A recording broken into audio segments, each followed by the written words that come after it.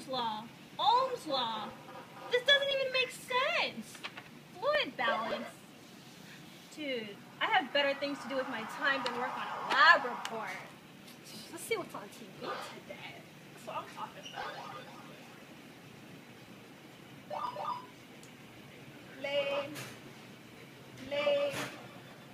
Lame. That 60s show. What? I've heard about this. Alright. This hits the spot. I got some leftovers from Woodstock. Let's get this party started.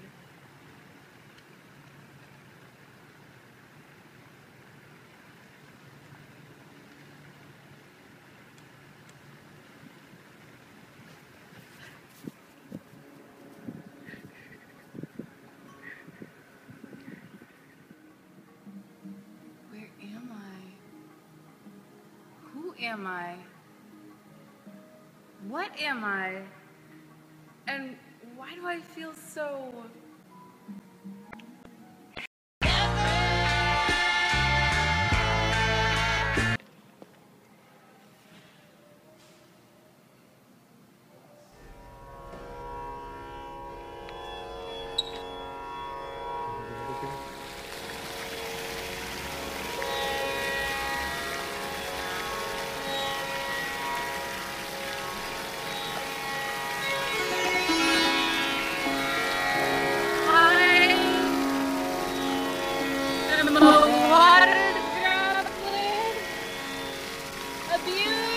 Droplet in the cup of the universe.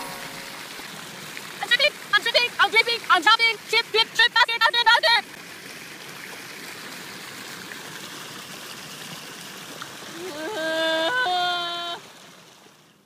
Where am I? Who are you? My child, I will be your guide for your arachidonic acid trip. You can call me your guru. Now, would you like to know what is happening to you? Yeah, I got all big and drippy. Take a seat, my child. I will explain to you.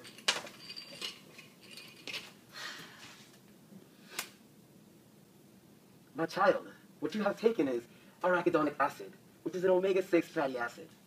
Now, arachidonic acid can be catalyzed by either enzymes by the name of LOX, which is a lipooxygenase, or COX, which is a cyclooxygenase. Now, if arachidonic acid goes through the LOX pathway, it creates leukotrienes, which in your body undergo a GQ pathway reaction. While prostaglandins, created by the LOX pathway, create a variety of different molecules that can undergo either the GS or GQ pathways. Now, in your case, my young child, you underwent the GS pathway, which created vaso what? Which created vasodilation, which in turn resulted in your increased drip rate and increased weight.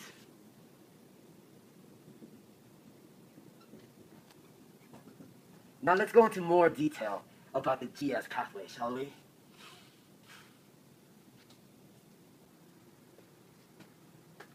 Okay, now here we have the GS pathway for the prostaglandins that you have created. Now the prostaglandins bind to the G protein coupled receptor on the membrane of the smooth muscles in the lining of your vessels, my young one. This in turn increases the activity of the membrane-bound enzyme called adenyl cyclase. Adenyl cyclase then converts ATP into cyclic AMP. Now, cyclic AMP increases the activity of protein kinase A, or pKa, which has multiple effects. pKa decreases the activity of myosin light chain kinase, which phosphorylates myosin into myosin phosphate. While also pKa increases the activity of myosin light chain phosphatase, which does quite the opposite, my young one, and converts myosin phosphatase into myosin. Now, the last effect of pKa is to increase the activity of calcium-potassium channels. Now, this increased potassium channel activity increases the amount of calcium leaving the cell potassium leaving the cell, thus hyperpolarizing the inside of the cell and reducing muscle contraction, just as the dephosphorylation of myosin phosphatase to myosin also decreases the contraction of the smooth muscle. Thus, less contraction equals vasodilation.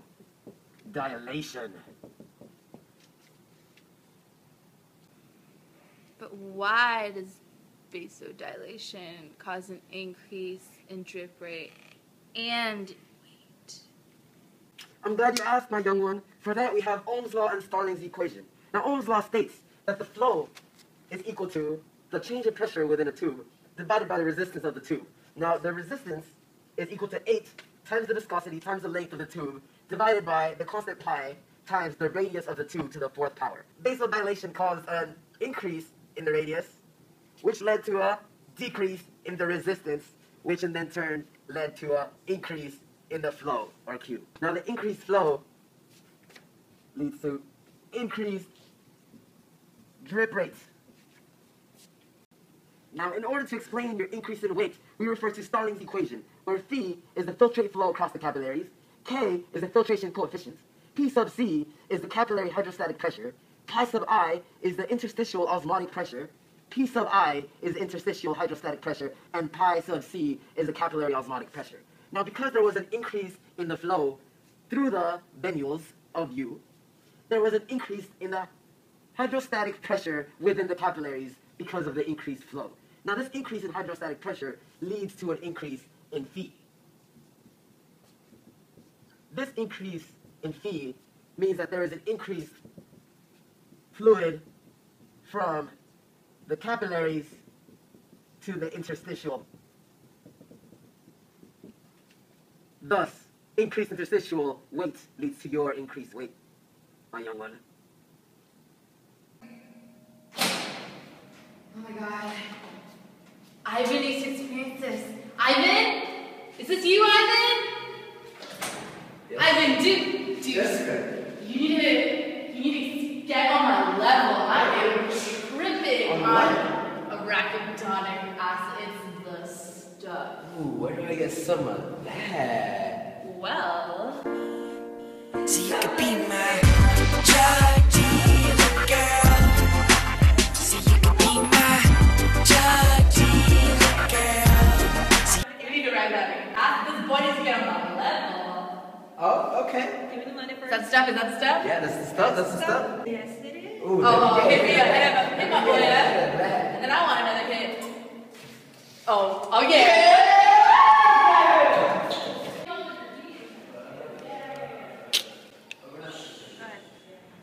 I'm not even tripping. Are you tripping? No, I mean, it's all worn off now. I don't even feel anything. I wonder what happened. I can tell you what happened. You guys got ripped off. Follow me. I can explain everything. So Jessica initially took arachidonic acid, which underwent the Cox pathway to form prostaglandins. Prostaglandins then underwent the GS pathway to cause vasodilation, which resulted in an increased drip rate and an increase in weight. However, after I gave her aspirin, aspirin inhibited the Cox pathway, therefore none of this happened. Instead, arachidonic acid underwent the LOX pathway to form leukotriene. Leukotrienes underwent the GQ pathway, resulting in vasoconstriction, which resulted in a decreased drip rate and decreased weight. Leukotrienes bind to the GQ protein-coupled receptor, which activates PLC. PLC cleaves PIP2 into DAG and IP3. IP3 activates the IP3 receptor on the SR to release calcium. DAG activates protein kinase C, or PKC. PKC does one of two things. It activates L-type calcium channel to allow extracellular calcium to flow into the cell. PKC also inhibits K+ channels, which inhibits repolarization. 4 calcium in the cell bind to CAM, calmodulin, which activates myosin light chain kinase, MLCK. That takes myosin and phosphorylates it into its active form, myosin phosphate, which causes smooth muscle contraction and therefore vasoconstriction of the arterioles. Now, the vasoconstriction in the smooth muscle arterioles caused a decrease in the radius, which increased the resistance, which decreased the flow, thereby decreasing the drip rate. The decrease in drip rate resulted in a decrease in the hydrostatic pressure in the capillaries, therefore a decreased flow from the capillaries to the tissue, therefore a decreased weight because less fluid is being retained by the tissues.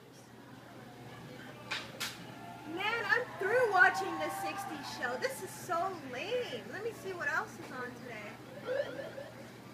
Lame. Lame. Oh, what's that? Lame. Oh, The Biggest Gainer. What? Tonight, on the season finale of The Biggest Gainer, our host Ivan brings us some shocking news. We have heard word that one of our very last 2 contestants has been using some illegal drugs, and we are going in for the bust right now. There she is. Naima, what do you have to say for yourself? Man, those pictures were altered. I didn't do anything. What about the drugs? What is that? Nifedipine? Increased weight and increased drip? Man, I gotta go pee. I gotta go.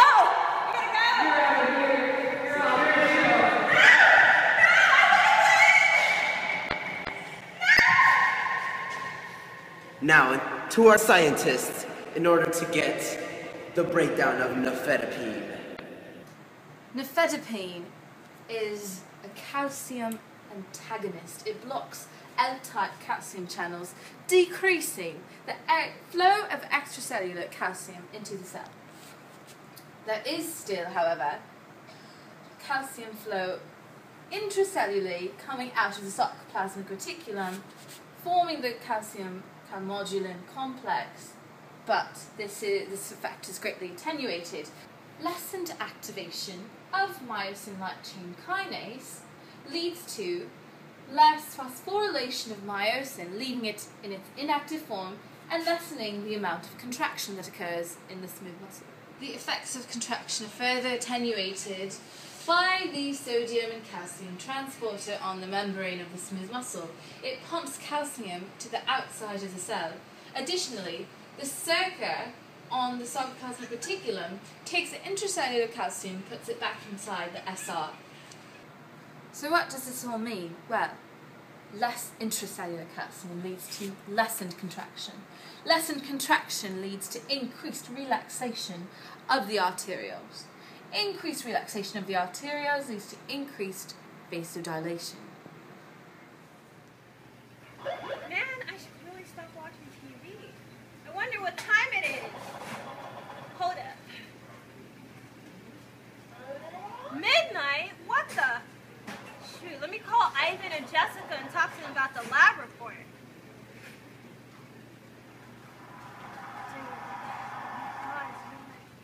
Dude, Jess, are you there?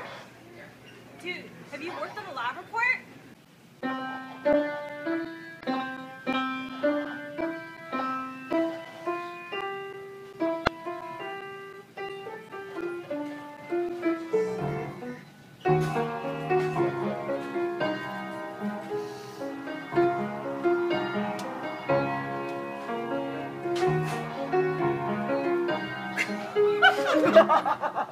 That was pretty good.